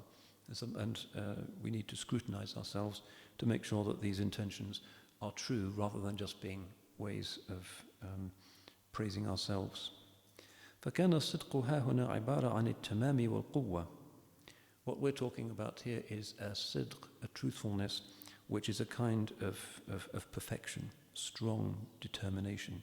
I definitely intend to do that. That will certainly be what I do, inshallah, if such and such a circumstance permits. كما يقال لفلان شهوة صادقة ويقال هذا المريض شهوته كاذبة. Just as it is said, so-and-so has a real desire and so-and-so has a false desire. In other words, some people have a genuine determination for some things, and other people can be said to have illegitimate and impure and invalid ones. They think that they're determined to do something, but in fact it's a kind of lie. So if you have a true determination, you're one of the people of sidq in this third category. If you have a kind of false determination, then you're actually kadhib, you're lying. You say, I will give this sadaqah if such and such happens, but you're lying. مهما لم تكن شهوته عن سبب ثابت قوي أو كانت ضعيفة. To the extent that your motivation in that is actually weak, then you're telling a lie when you make that promise to yourself. فقد يطلق الصدق ويراد به هذا المعنى. So quite often this is the inner nature of what we say when we think we're being determined. فالصادق والصديق هو الذي تصادف عزيمته في الخيرات كلها قوية تامة. So the real sadiq, the really truthful person, the siddiq, the kind of person of absolute truthfulness, the saintly truthful person, is the one whose determination to do good in every circumstance, wherever that becomes possible, is a complete and strong determination. ليس فيها ميل ولا ضعف ولا تردد, not afflicted by any weakness or hesitation or other inclination. بل تسخو نفسه أبدا بالعزم المصمم الجازم على الخيرات. His soul is a generous soul because he has the intention to carry these things out through a strong determination to follow the path of goodness. وهو كما قال عمر رضي الله عنه, this is Umar رضي الله عنه said, لأن أقدم فتضرب عنقي في غير حد أحب إلي من أن أتأمر على قوم فيهم أبو بكر رضي الله عنه. Again, this is from Bukhari. Sayyidina Omar said, I would prefer to step forward and have somebody cut my head off rather than to assume authority over a group that contained Abu Bakr, because he knew Abu Bakr's eminence in rule. So that again is an indication of sincerity. فإنه قد وجد من نفسه العزم الجازم والمحبة الصادقة. He had found in himself this real determination and this true love. بأنه لو يتأمر مع وجود أبي بكر رضي الله عنه وأكد ذلك بما ذكره من القتل. What he means is that he would never assume authority over Abu Bakr, and he emphasizes this by mentioning that he'd actually rather die than be in authority over a man he considered his natural superior. ومراتب الصديقين في العزائم تختلف. There are different degrees of the Siddiqeen in these determinations. فقد يصادف العزم ولا ينتهي به إلى أن يرضى بالقتل فيه. You might have a determination, but you might not take it to the point where you'd say, I'd rather die than that happen. But it's still a determination. ولكن إذا خلي ورأي لم يقدم. ولو ذكر له حديث القتل لانتقض عزمه. بل في الصادقين والمؤمنين من لو خير بين أن يقتل هو أو أبو بكر كانت حياته أحب إليه من حياة أبي بكر الصديق رضي الله عنه. There are some believers who are still sincere, but when push comes to the shove, it might well be that their own life will be more precious to them even than the life of Abu Bakr. So that's a lower degree of sidq, but still the sidq of the azima is present. So those are two, the second and the third, and I'll leave the next one until after Maghrib, inshallah. But the larger point here is that what the Imam is doing throughout is to invite us to travel in our own inner worlds and be enriched by transforming those worlds from a kind of zoo in which various sort of animals are fighting each other for morsels of amusement and status and sustenance and pleasure and desire, into something that's more disciplined, more like a farm, which is cultivated and which gives nourishment. He reminds us constantly of the undisciplined nature of our inner worlds, which is one of the great tragedies, that this miracle of the self, of the heart, can be the mirror of the absolute, should be tarnished by little games worthy of animals and children. And what he proposes as the alternative in this section is this sidq, to be truthful. In other words, for there to be a unifying principle. And this is possible for monotheists. Monotheism gives you the sense of tawheed. All of these lesser impulses and principles can be measured up against the yardstick of truth. Do they bring us closer to the first source, subhanahu wa ta'ala, or are they sort of pleasurable but ultimately destructive distractions? That's part of the gift of faith. You have a yardstick, you have landmarks within yourself whereby you can begin the process of differentiating between what's good for you and what isn't good for you, and imposing an overall canon, an overall standard for determining how your inner life should be. And as a result, people who have that strong determination to pursue a life that is singly for one purpose tend to have much better, for instance, mental health outcomes. They have more longevity, they're resistant to various afflictions, they have better relationship patterns because they are essentially using their consciousness in the form for which it's directed. Human beings in every culture have always had a sense of a higher purpose. They've always had the sense of there being holiness, transcendence, a hope of meaning, a source of value, a holy place or a book or a person or whatever it might be that shapes everything else. And modernity, while giving us so much and so many new treats, has stripped us of that guiding principle. So we are, as it were, like a huge, when we were once travelling, for instance, on a little boat, but we had our hand on the tiller and we knew, who was in charge. But now we're like travelling on a vast ocean liner run by the Disney Corporation, and there's so much fun stuff to do there. and all of the waiters are dressed up like Goofy, and there's a casino, and it's pretty amazing.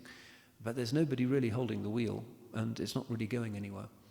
And this is what we have, the bargain that we have struck in joining the modern world.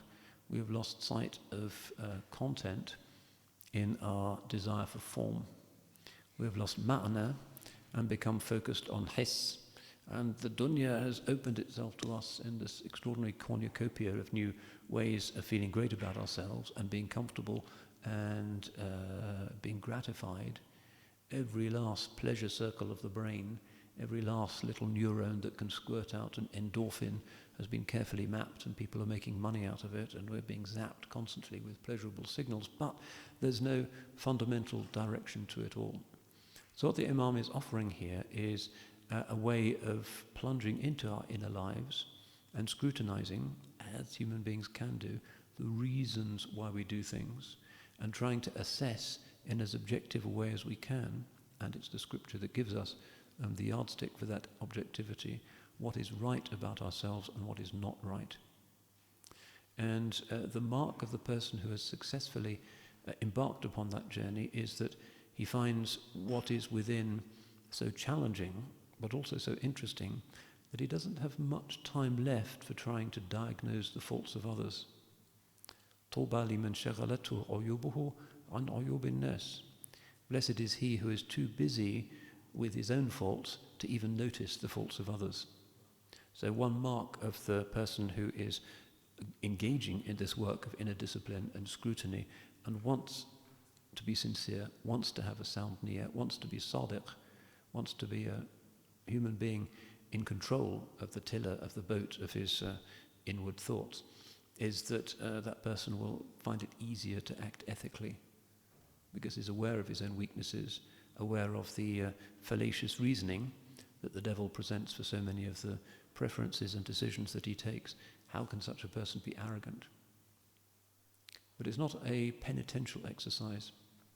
This is not the monk who is walled up in the tower of a monastery, constantly flagellating himself and bewailing the sinfulness of his lower self.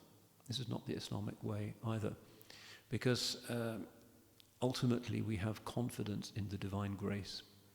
This inner work of straightening out the inner crookedness is something that we can conceptualize and we can try and make an effort with, and we can try things like fasting and the other outward forms, which means we should be able to impose certain inner disciplines upon ourselves.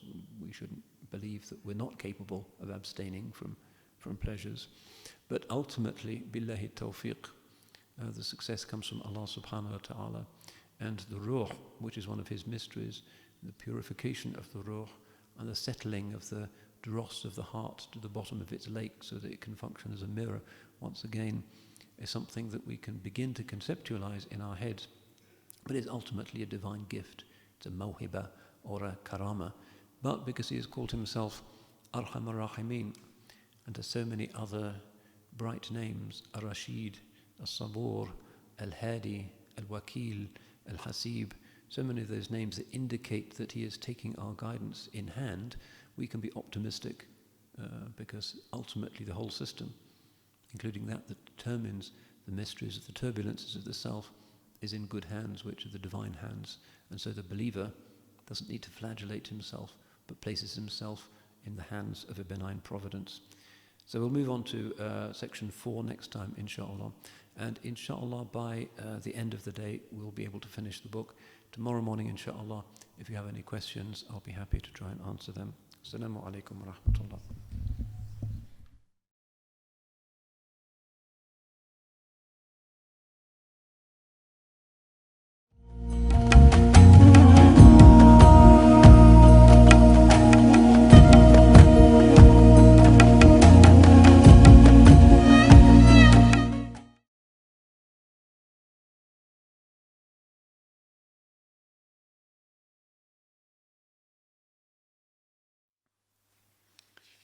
Bismillahirrahmanirrahim.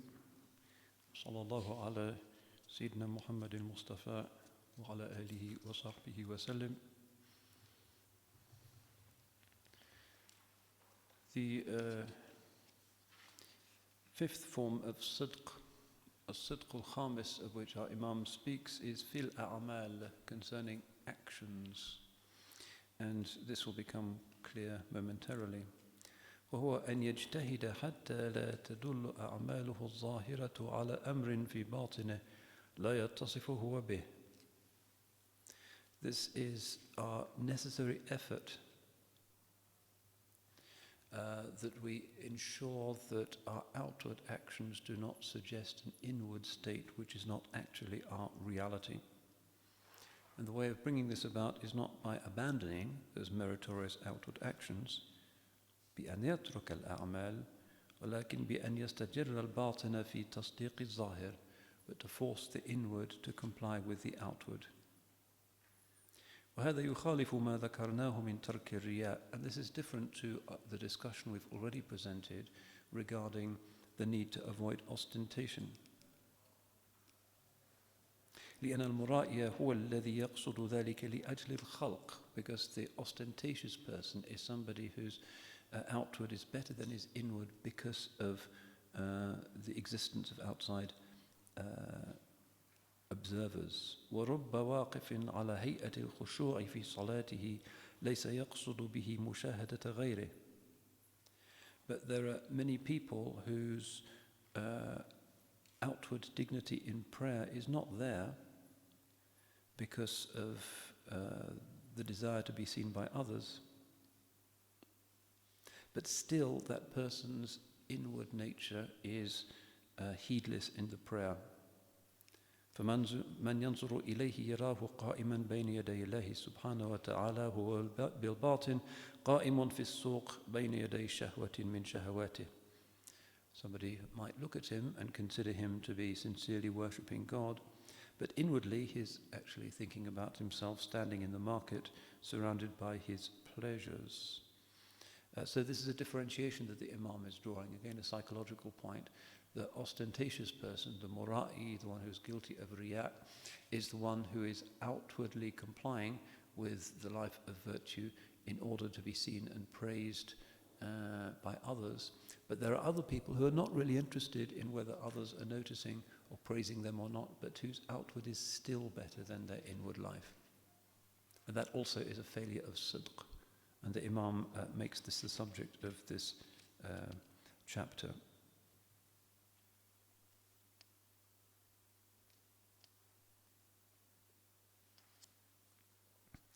ومن خيفة ذلك اختار بعضهم تشويش الظاهر ولبس ثياب الأشرار كي لا يظن به الخير بسبب ظاهره فيكون كاذبا في دلالة الظاهر على الباطن.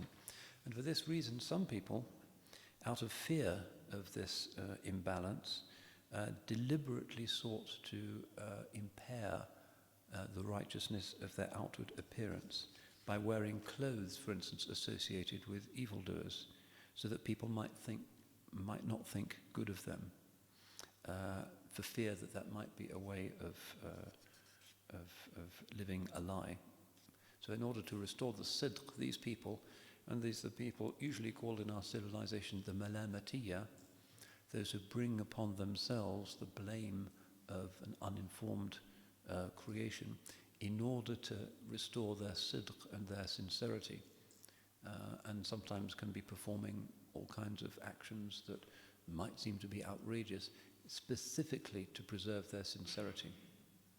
And this is a school that began in Central Asia in the 3rd and the 4th century as part of this pietistic anxiety about the possibility that one's righteous actions, particularly amongst the extremely pious, whose outward actions might be quite spectacular, might actually be a source of this imbalance.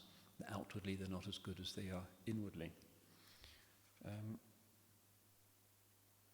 So just one more of these.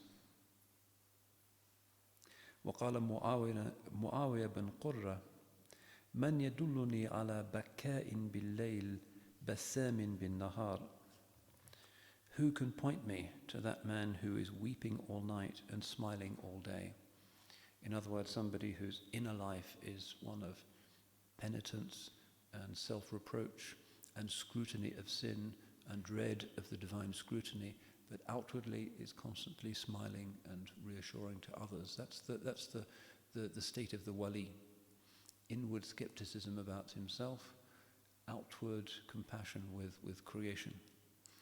And the Imam goes on to give some other examples of this, but I think the basic point is clear. الصدق موافقة الحق في السر والعلانية. Sidq is to be in correspondence to what is right, inwardly and outwardly, privately and publicly. So this is again a subtle point. Even if one is not ostentatious, sometimes it happens that one's outward form is better than one's inward form. And this is something that needs to be ironed out. That the inward, the hidden aspect of ourselves should be better than the outward, or should at least be equal. So this equivalence, this harmonization, is what the Imam is speaking about in this chapter. And this raises the, of course, contemporary question of what is the appropriate religious style for today. Quite a lot of Islam is visible, ostensive religion. 5 daily prayers, you rush through an airport and you are likely to want to have to say your prayer. If you're a sister, your dress is conspicuous. If you're fasting in Ramadan, it's not so easy to hide that. Ours are ostensive, visible actions. Our a'mal are considerable, possibly more than most religions, although it's probably harder in this respect to maintain the courtesies of the Orthodox Judaism, where there are plenty of external practices as part of their pattern of righteousness that are difficult to conceal and which they endeavor to bear with dignity. We are also in this state of having an outward that everybody is seeing, and thereby called upon to consider whether we are inwardly as we are outwardly. The prayer, an act of contrition, an act of adoration to the Lord of the worlds, outwardly do it. Is that our inward state as well? If not, then we are missing this 5th principle of sidq. The hijab, outwardly a principle of dignity, modesty, uprightness, interiority. Is that actually our state inwardly? Is our comportment truly one of haya? Perhaps it is. Perhaps it is not. All of these are questions which we need to ask ourselves. So this is about balance, inward and outward balance. And in our society it's difficult because there are outward acts in Islam which really are non-negotiable. We might be able to say, well, I won't wear niqab, I shall wear hijab. And we might be able to say, well, I won't have a beard down to my navel, but I will have it down to, well, my bow tie.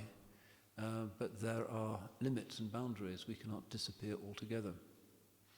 And therefore, because of the visible nature of Muslim piety, particularly in a culture that regards those things sometimes with fear and suspiciousness, it behooves us to think about whether we are maintaining the inward reality of that or not. And if not, then you have the unseemly spectacle of people who are externally in a mosque or on Hajj or collecting for some other religious purpose, and outside of them there are the signs of piety, but within perhaps there are all kinds of thorny hearts, broken situations, doubts, secret vices, all kinds of weaknesses which are belied by the outward form.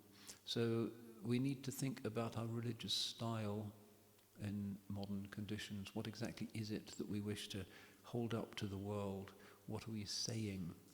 And if our outward form is better than our inward form, it may be that the akhlaq that come from our inward form dishonor the outward form. So for instance, the Muslim who has a big turban and a big beard and is driving his car through the streets of San Francisco very inconsiderately, and everybody honk and looks, and it's the guy with the Bin Laden look who is cutting corners and jumping lights. That's because his inward state is not one of courtesy and maintaining the basic rules of the road, and that will inevitably redound to the discredit of the religion which he is representing. We are ostensive representatives of our tradition. So when people see our outward form, they have to see the consequences of an inward reality that is worthy of that form. If they see the outward form of hijab, they have to encounter a modesty and a diffidence and an autonomy that is worthy of that outward form. Otherwise it becomes something strange and brings upon it people's derision. So this فَاسْتَقِمْ كَمَا أُمِرْتَ, go straight as you have been commanded, is about the balance, the sidq, inward and outward. So to the extent that we choose to or are obliged to advertise our religious identity in the public square, we are required also to look within to make sure that we are actually inwardly representatives of the reality which we are outwardly proclaiming. And more generally, the religious style of the Muslim in today's world, where so many winds are blowing and so many idols are falling and so many certainties are evaporating, has to be one that is rooted in the simple essentials. If you look at the tariqas which are currently holding their own, usually discreetly but still successfully, you will tend to find that they are the ones that have the less ceremonial. Those Turkish tariqas under the time of Ataturk that required dozens of different shapes of turban according to one's particular progression, that required elaborate musical instrumentation, that required very complex external liturgies in particular lodges, vanished quite quickly. And those which survived tended to be particularly orders like the silent Naqshbandis, who didn't really have a visible ceremony at all, forms that could be maintained in private homes without the police of the state noticing or interfering. And that's a general example of what's happening under modern conditions. We are moving towards a survival kit Islam, towards a lifeboat Islam, towards something that is not really the bare minimum, but something that is, as it were, a retreat to the core and therefore a strengthening through a proximity to the core. This is not a time for immense religious elaborations. Many of the complex structures, doctrinal systems, liturgies, practices which evolved in the exuberant richness of Muslim cultures of the Middle Ages, those are no longer living traditions. And we admire them in the museums, and we are humbled by the capacity of the revelation to be the cornucopia of such cultural gifts. But that is not really our state now. What we are looking for, I suspect, is a return not so much to the way of the Salaf, because we never left the way of the Salaf, and the Ahl Sunnah always prioritized the Salaf, as Imam al-Ghazali does in the Ihya, but rather to the way of the Fitrah. So some might call themselves Salafi, misunderstanding this and saying, to simplify everything, let's get back to a particular vision of a certain historical period. We would say we would like to be fitri insofar as this is the Deen al-Fitra, and we want to get back to the essentials of the religion of the Holy Prophet sallallahu alaihi wasallam and his Sahaba in their interiority.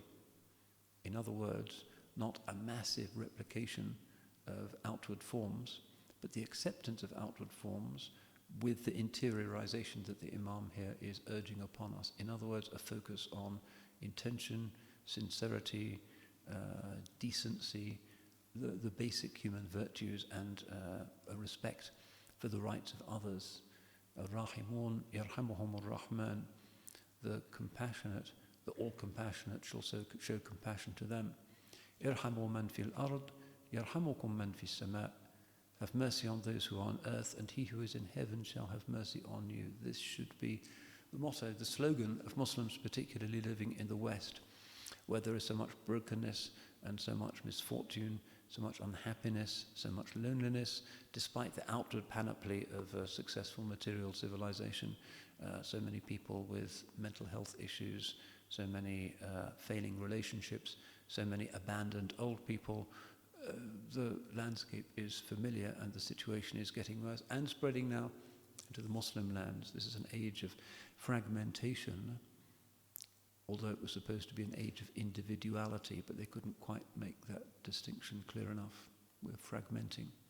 And in that context, the principles of this Malamati Islam that the Imam is referring to in this chapter might well have something to be said for them. In other words, we can be like dervishes, wild dissidents, slightly disreputable, people who seem to break the norms, people who are not compliant with the pompous formalities of the age, but are interested in human souls, who look at the world not in terms of gold and silver and diamonds and rubies, but at the gold and silver and diamonds and rubies that are human souls. And that's the way of the darwish, that's the way of the faqir, to see that what's interesting in the world, in this glittering mass of minerals, is actually souls and hearts. That's what's valuable, and that's what's intrinsically interesting.